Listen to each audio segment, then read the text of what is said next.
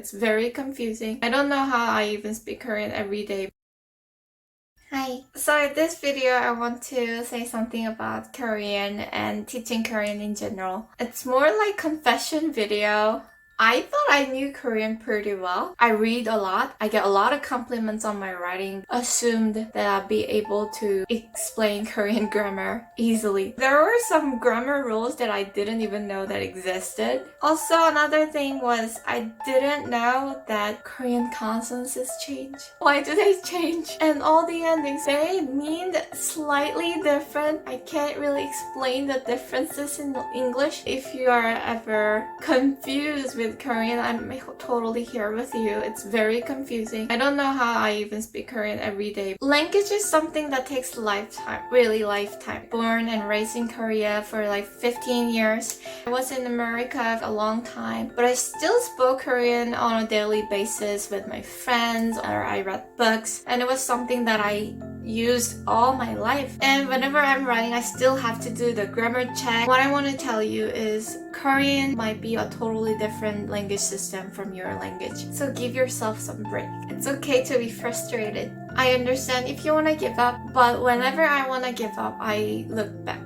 I look back when I first started. I look back the excitement of learning a new thing. I look back at the total beginner level and look at the growth you've made. No matter how much you've grown, no matter whether it's a little bit or a lot, you still have grown. You put in effort and time to start recognizing things in K-pop or K-dramas, or you can write, or sometimes you can read in Korean.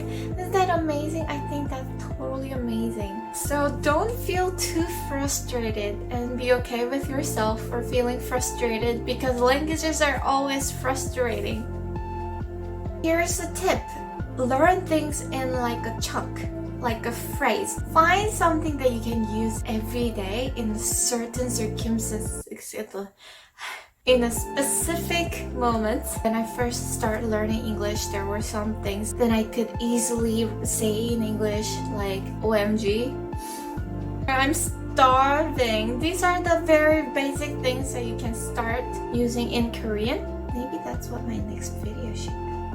So start small. Start with something that you can really use, not something that you can only see in the textbooks. Always relate the language with your life. Yes? Yes. Okay. If you haven't found me on the Facebook, please do so, because I'm planning to continue to post Korean phrases. So keep in touch, and I'll see you on my next video. Thank you so much for watching. Bye! 감사합니다.